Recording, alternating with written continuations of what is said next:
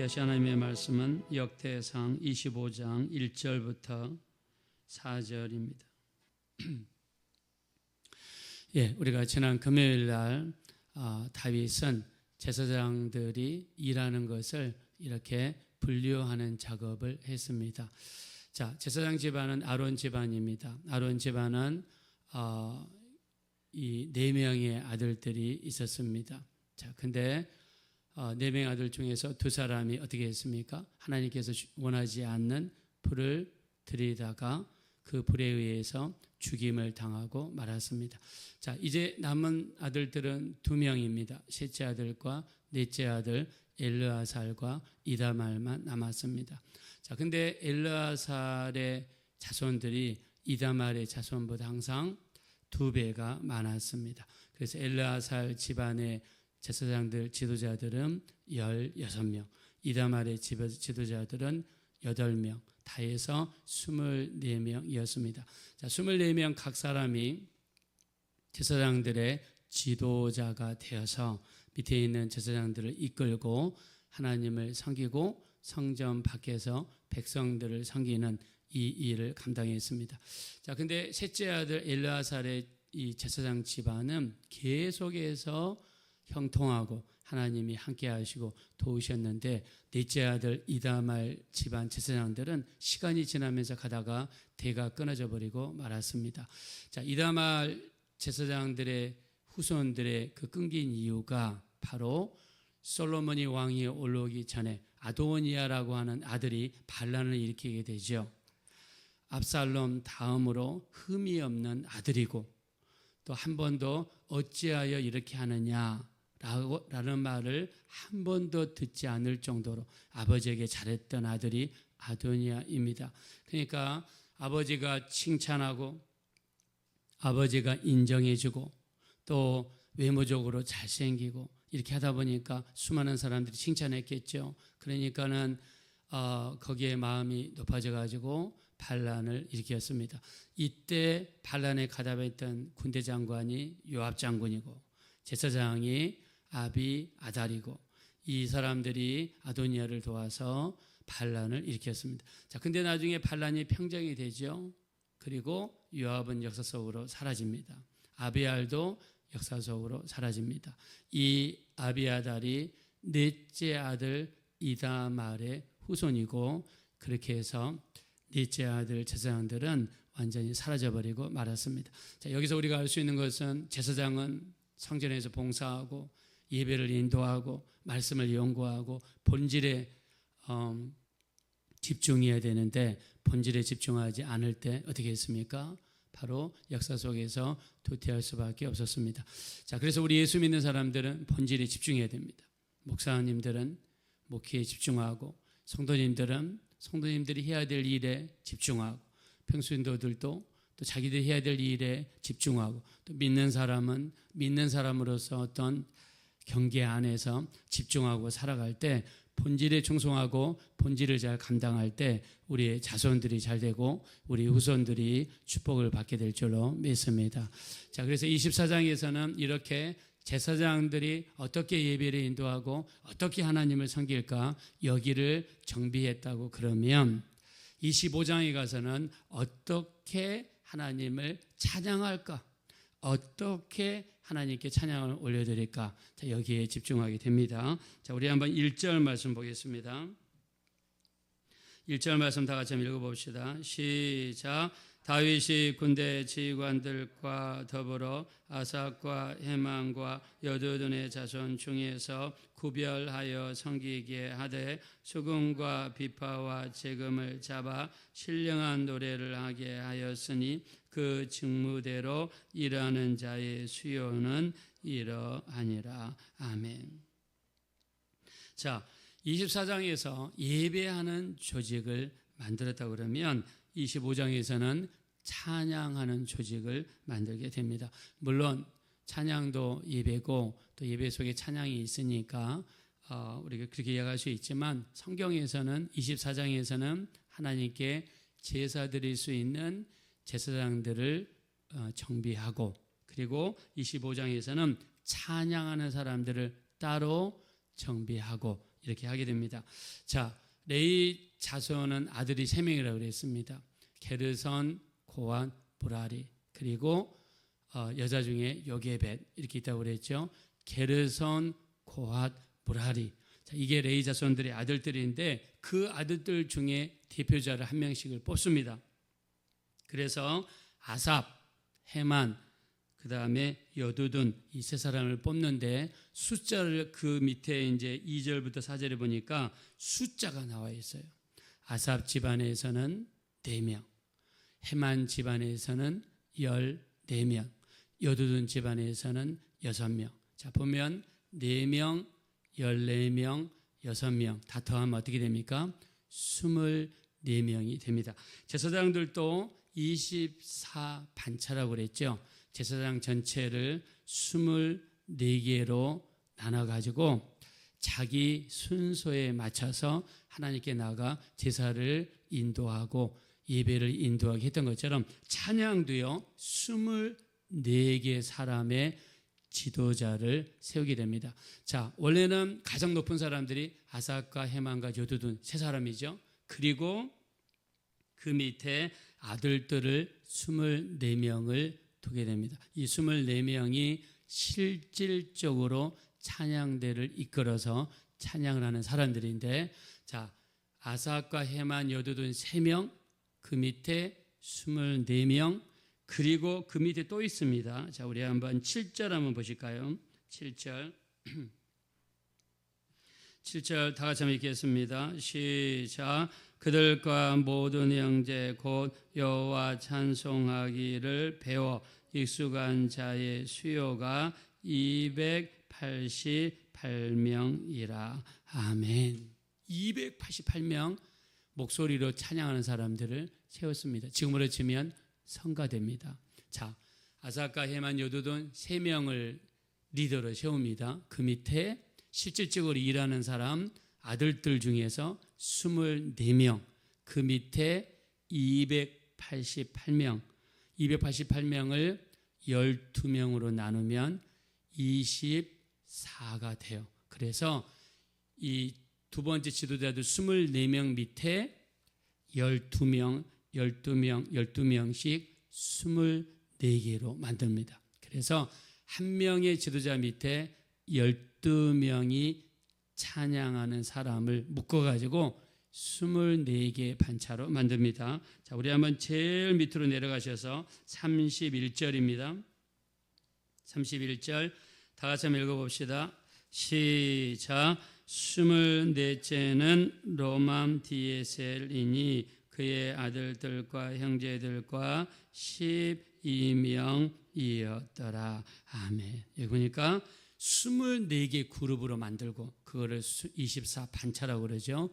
각 그룹에 12명씩이 들어가죠. 그래서 24 곱하기 12를 하면 288명 목소리로 찬양하는 사람들을 이렇게 조직을 해가지고 하나님을 찬양하게 만들었습니다.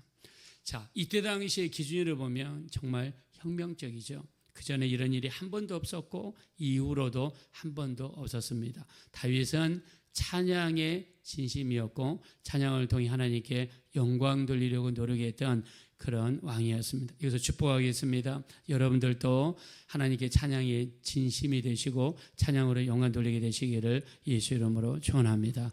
자, 우리가 하나님께서 인간을 지으신 목적, 최초의 인간이었던 아담과 하와, 하나님은 왜 인간을 지으셨을까요? 그 이유를 밝힌 유일한 성경 구절이 이사야서 43장 21절입니다. 자, 거꾸로 하면 1, 2, 3, 4예요. 그래서 43장 21절이에요. 자, 여기에 보면 내가 나를 찬송하기 위하여 이 사람들을 지었다라고 하나님께서 인간을 지으신 목적을 찬양하기 위함이라고 분명히 밝혔습니다.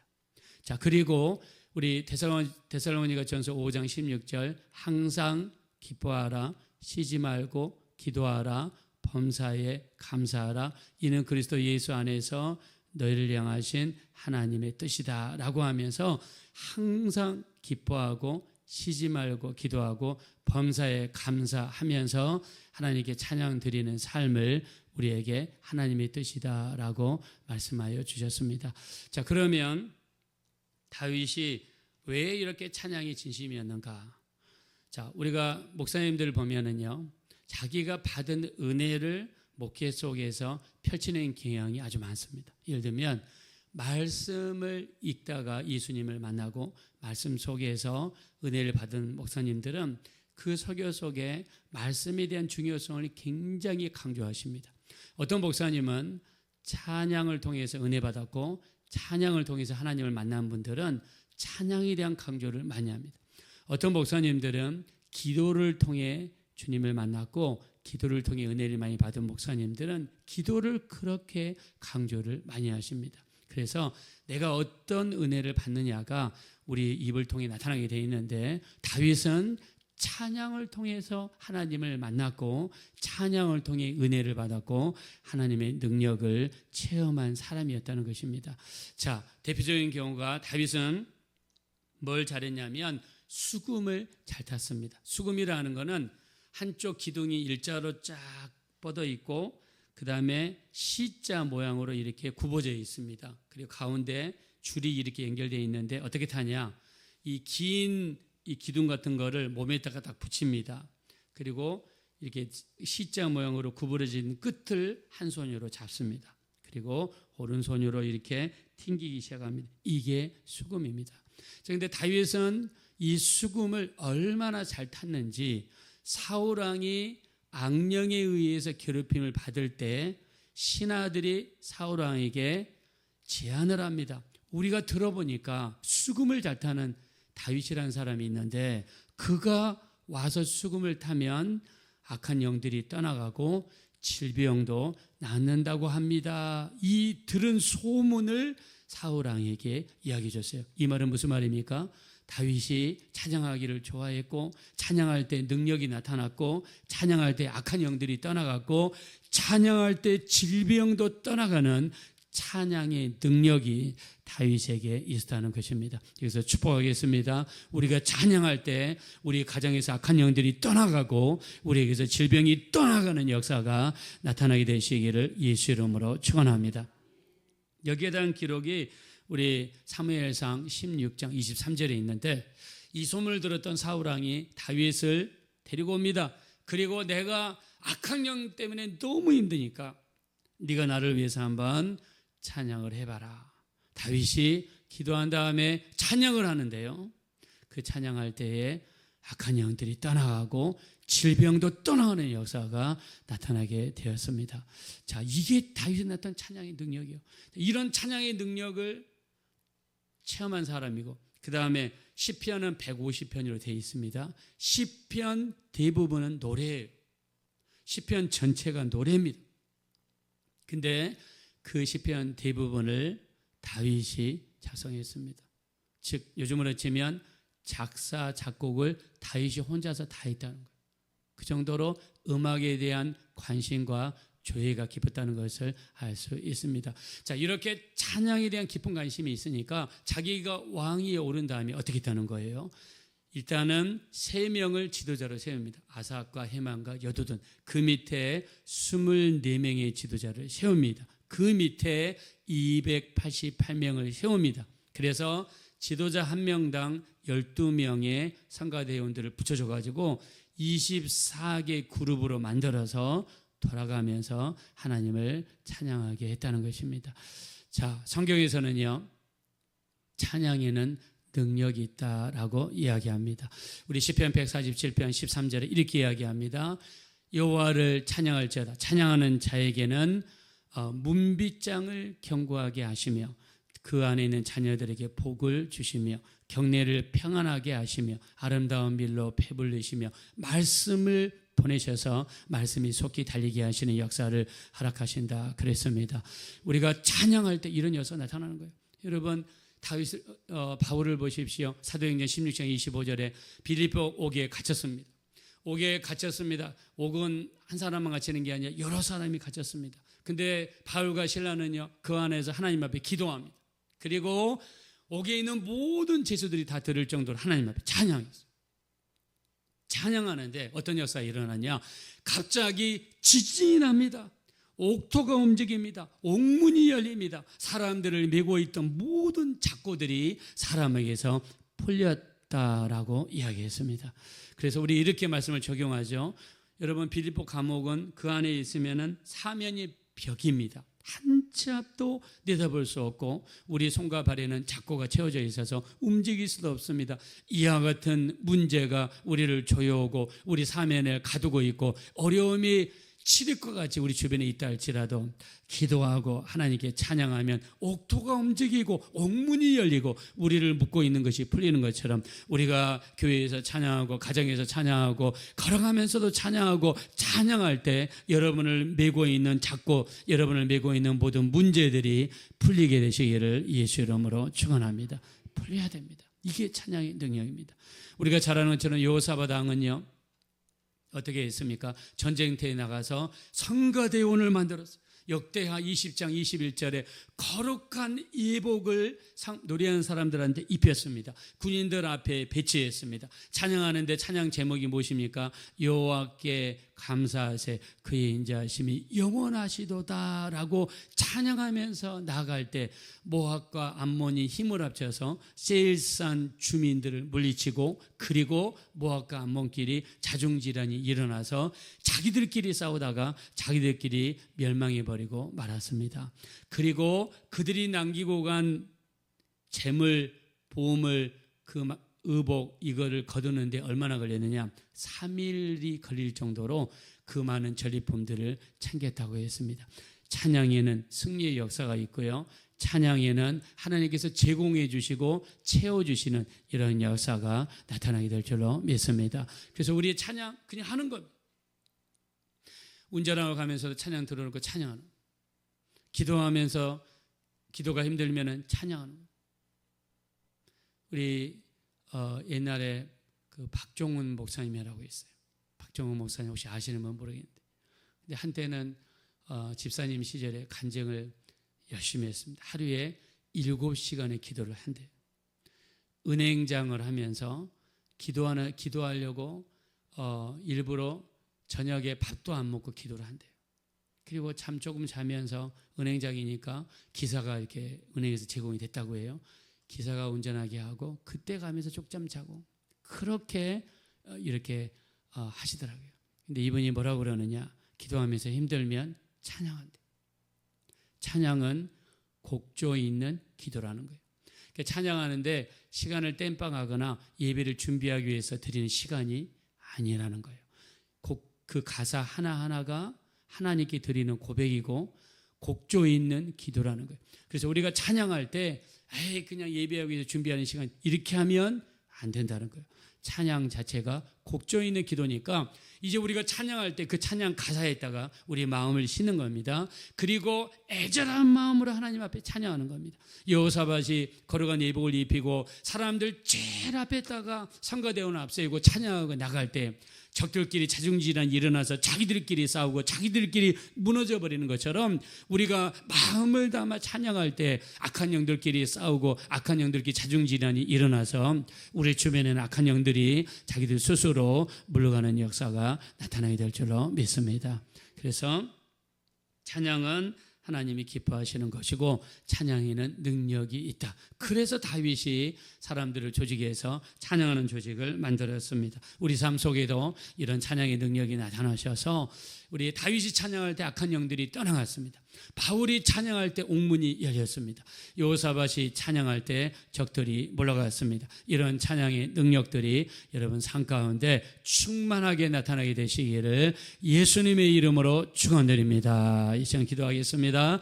우리 진심으로 찬양하게 도와주세요. 찬양은 하나님이 우리를 지으신 목적입니다. 힘을 다하여 찬양할 때 하늘문이 열리게 하시고 우리를 괴롭히는 악한 영들이 물러가게 하시고 우리를 괴롭히는 적들이 물러가게 도와주시고 또 찬양할 때 채워주시는 하나님의 역사, 찬양할 때 옥문이 열리고 우리를 잡고 있는 모든 문제들이 풀리고 떠나게 달라고 합심으로 간절히 기도하겠습니다. 걸어하시고 잡으라 하시 하나님 감사합니다. 우리가 찬양할 때 하나님의 능력을 보기 원합니다. 찬양할 때 진심으로 찬양하기를 원합니다. 힘을 내서 찬양하기 원합니다. 마음을 다해 찬양하기 원합니다. 기도할 때 기도는 우리 찬양은 기도 있는 곡조 있는 기도입니다. 곡조 있는 기도에 온 힘을 다하여 찬양하게 하시고 마음을 다하고 뜻을 다하고 힘을 다하여 찬양할 때 다윗이 찬양할 때 악기가 떠나갔습니다. 여호사밧이 찬양할 때 적들이 물러갔습니다. 바울이 찬양할 때 옥문이 열렸습니다. 이런 찬양의 능력들이 우리 모든 성도님들에게 일어나게 도와주시고 우리를 불쌍히 여겨주시고 우리를 긍휼히 여겨 주십시오. 도와주십시오.